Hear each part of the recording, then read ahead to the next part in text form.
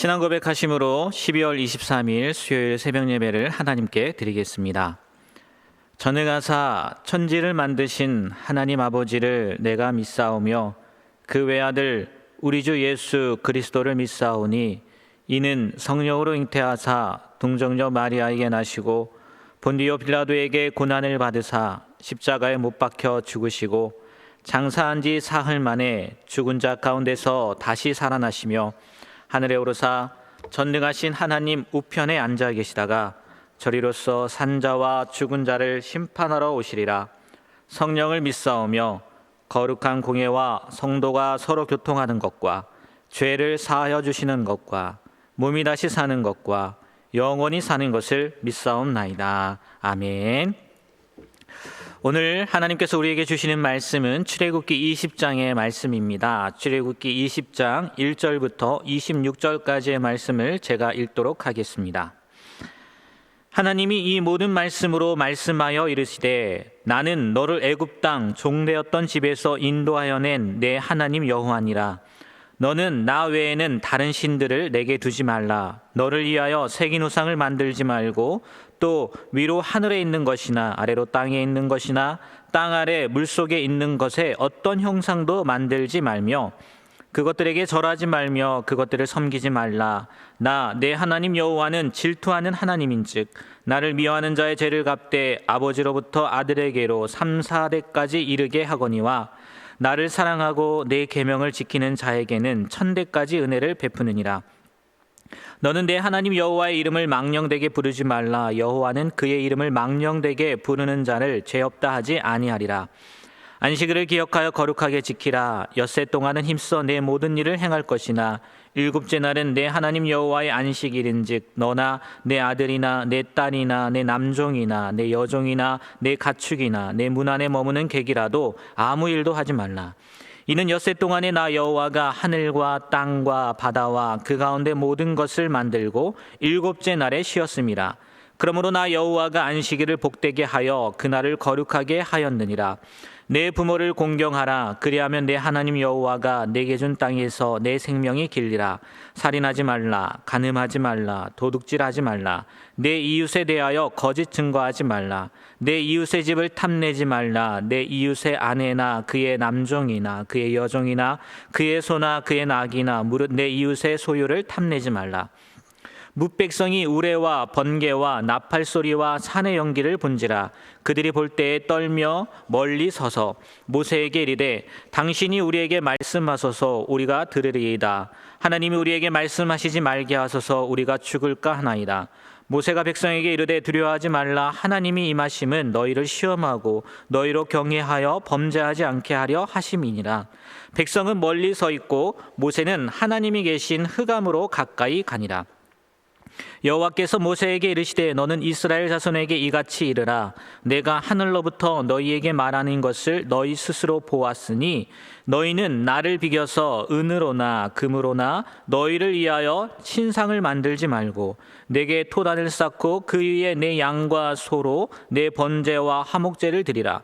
내가 내 이름을 기념하게 하는 모든 곳에서 내게 임하여 복을 주리라. 내가 내게 돌로 제단을 쌓거든 다듬은 돌로 하지 말라.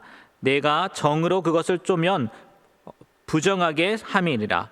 너는 층계로 내 제단에 오르지 말라. 내 하체가 그 위에서 드러날까 함이니라. 아멘.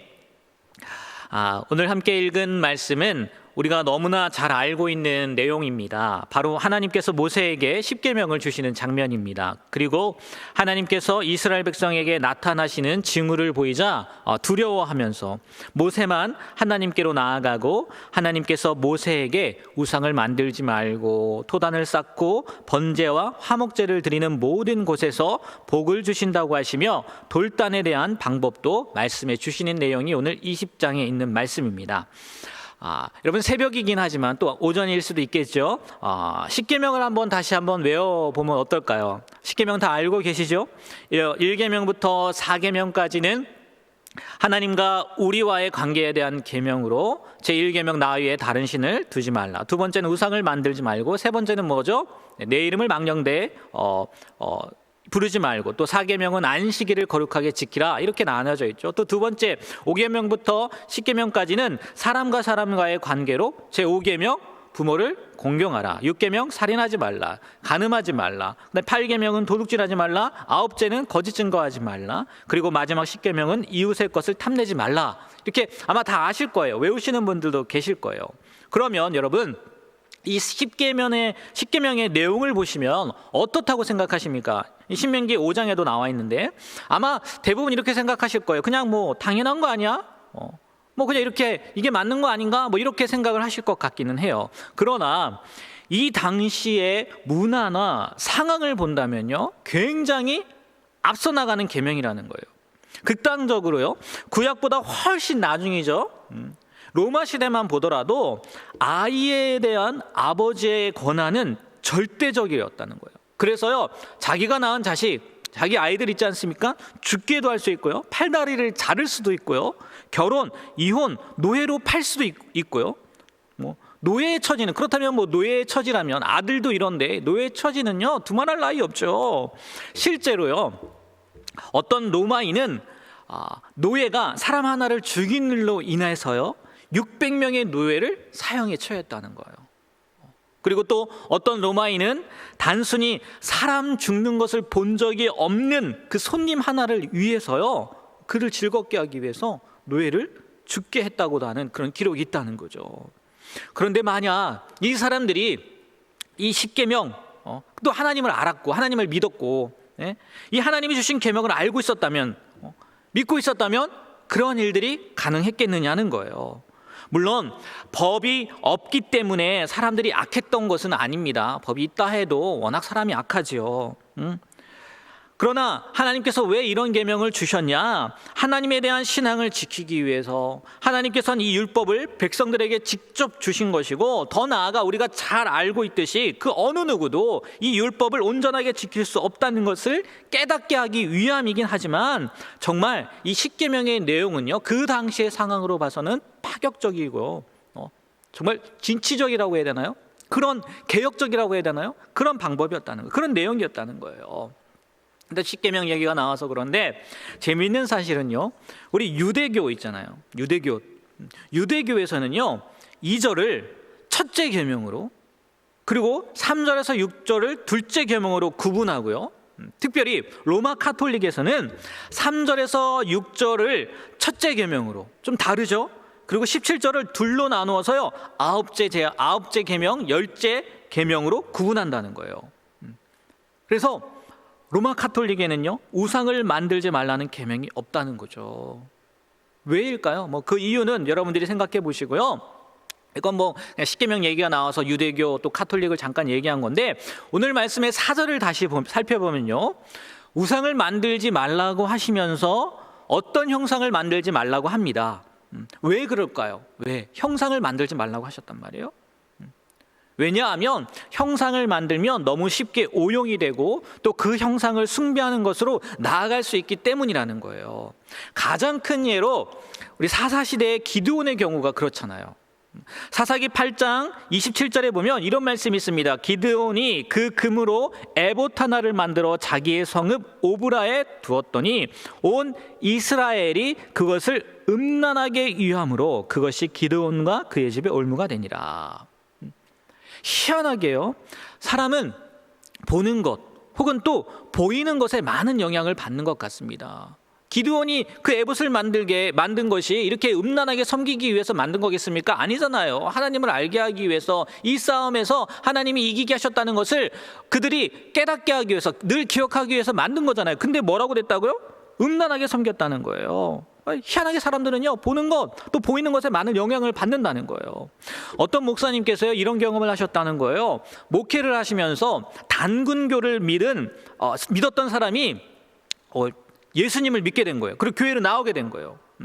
그리고 정말 그 마음 가운데 믿음이 들어가서 지금까지 믿어왔던 단군교를 포기하고 하나님을 믿는 믿음 안에 들어오게 되고, 또 그러기 위해서는 오늘 말씀처럼 우상이나 10계명의 내용을 지켜야 된다는 그걸 알게 되었다는 거예요. 그래서 자기 집에 있는 단군 형상을 없애고 싶었는데 본인이 없애지 못하는 거예요. 왜? 그동안 그 형상을 보면서 절하고 기도하고 그랬단 말이에요. 그랬더니 자기 손으로 그 형상을 내린다거나 아니면 불을 태운다는 것이요 너무나 두려웠던 거예요. 예수님을 믿었음에도 불구하고, 그래서 그것을 없애기로 결단했음에도 불구하고 너무 두려워했다는 거예요. 그래서 목사님을 초청해서 목사님 보고 내리라고 하고 목사님 보고 불태우게 해달라고 부탁했다는 거죠.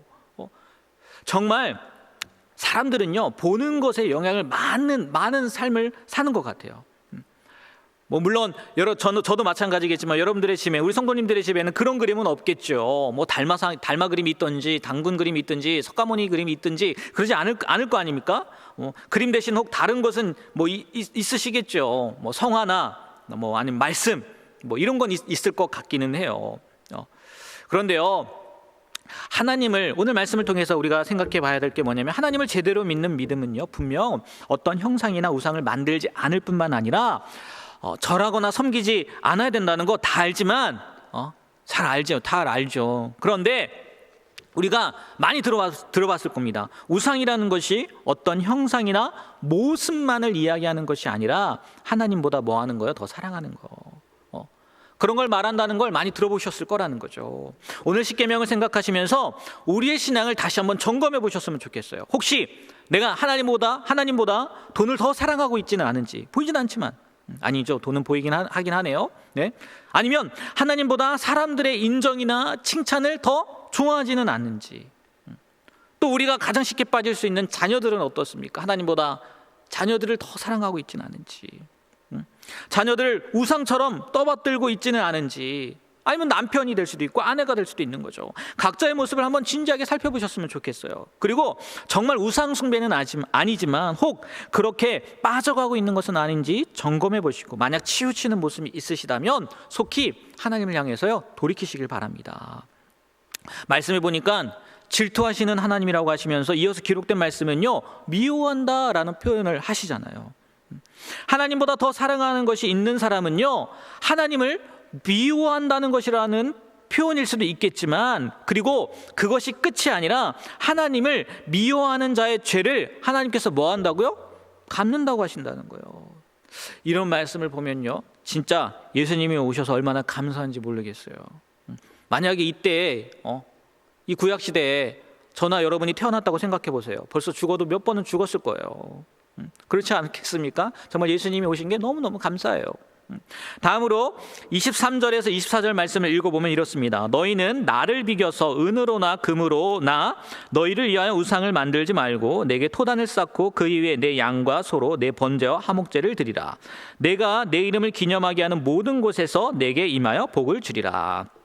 제사, 곧 예배에 대한 말씀입니다. 뒷부분에는 돌단도 나오긴 하지만 이스라엘 백성들이 광야에서 제사 드리기 그렇게 어렵지 않은 방법인 것 같아요. 왜? 토단을 쌓으면 되니까요.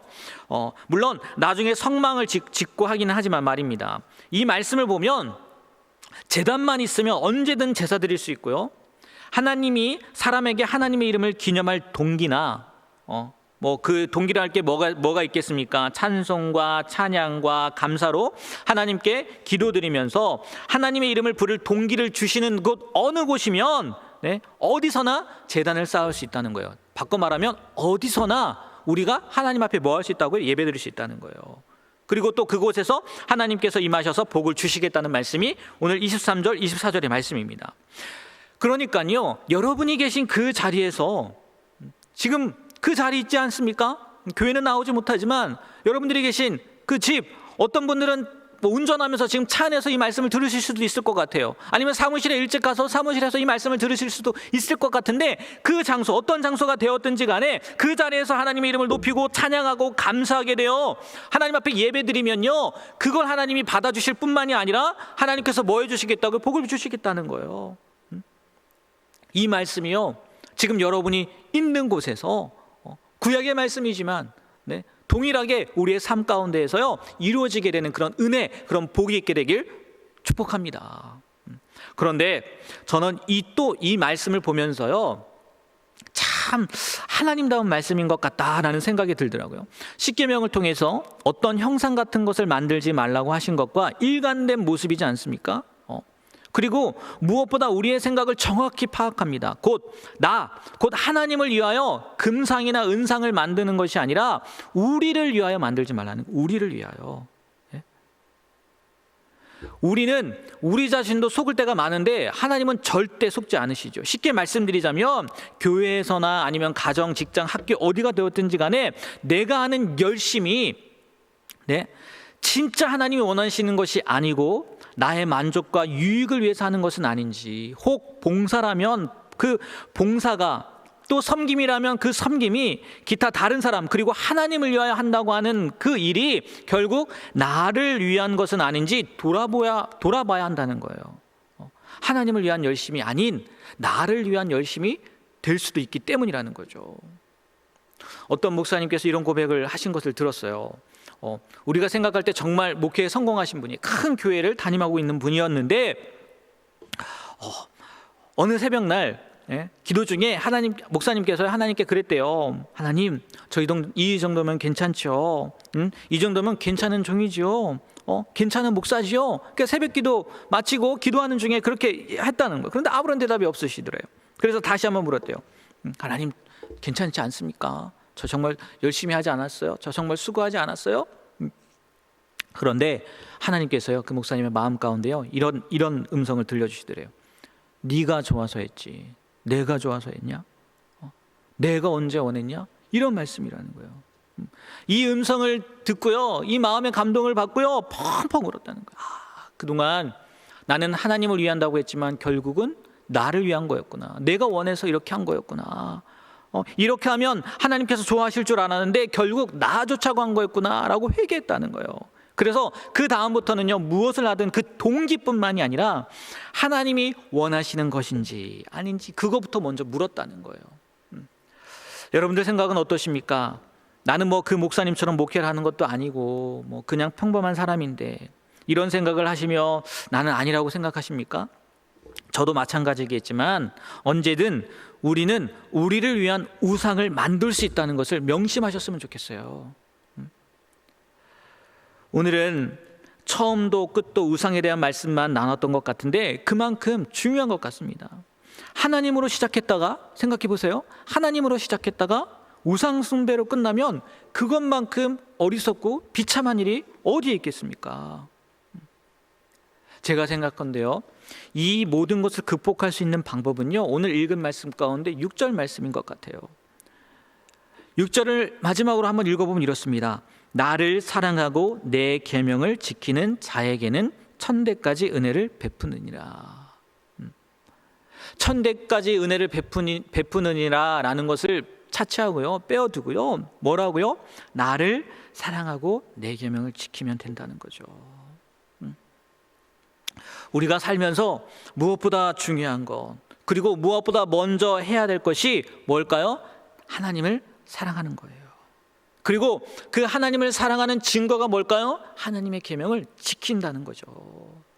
바라기는 오늘 하루를 사시면서 또 오늘 말씀을 통해서 내가 하나님을 사랑하고 또 하나님께서 주신 그 계명을 지키며 사는 삶을 가장 우선에 둬야 되겠다라고 결단하고 오늘 하루를 그렇게 살아가시게 되는 저와 여러분이 되길 주님의 이름으로 부탁드립니다. 기도하겠습니다.